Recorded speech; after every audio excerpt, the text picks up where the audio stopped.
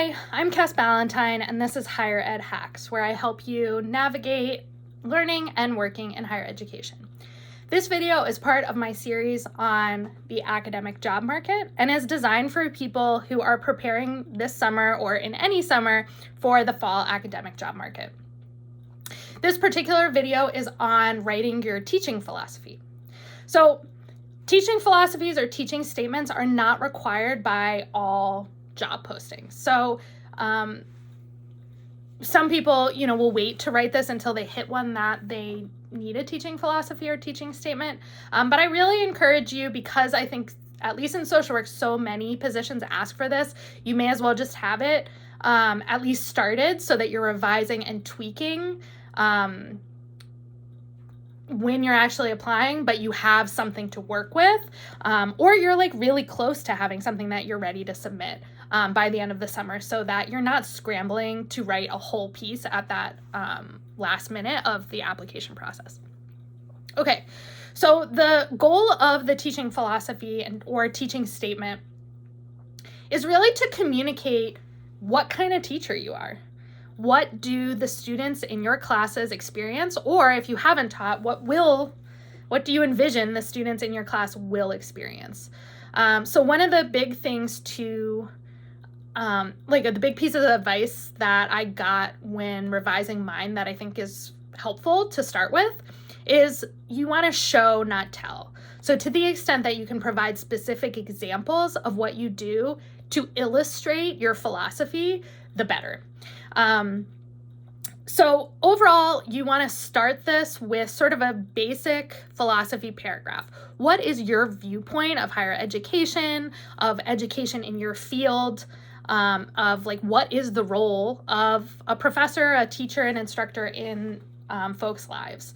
And how does your pedagogical approach reflect your philosophy? So you're really talking about how you teach and why you teach the way that you teach. So you sort of want to be able to explain that in that first paragraph of sort of your overarching goal as a teacher and how your goals align with your pedagogical approaches.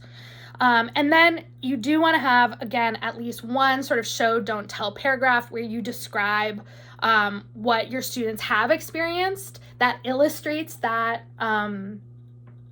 your philosophy and your pedagogical approach, and maybe even their response to it, or what you would do and why you would do it. So teaching philosophies are certainly easier to write if you have been a teacher of record. If you haven't, though, you've been a student for a long time, so you're drawing on that as well.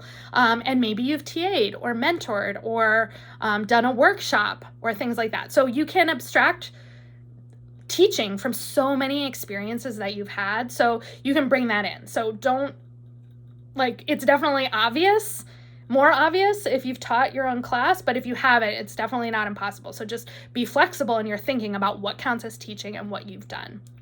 And also your experiences as a student.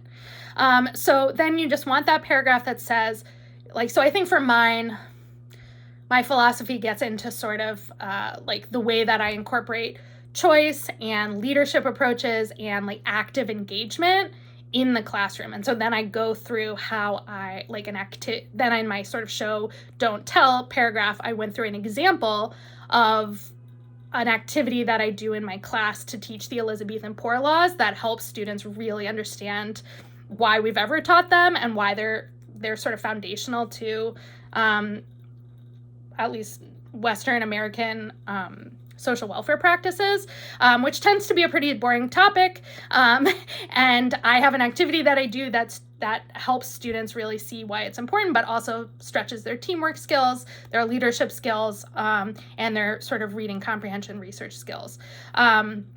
So I sort of go through that activity really briefly and sort of talk about how I use these engaged group work kind of activities in my classes, and the impact that has on students. And then once you sort of in detail provide one, if you have another example or two of other pieces of your philosophy, you can just more briefly describe those. And then you want a paragraph that describes what you can or would like to teach. You might go into what you've already taught, what you bring to that, why you like teaching that, if you do like teaching it, what courses you can teach. And again, similar to the cover letter where I went over this, when you're applying to a specific school, you're going to customize that to the actual course names at the university, department, school that you're applying to.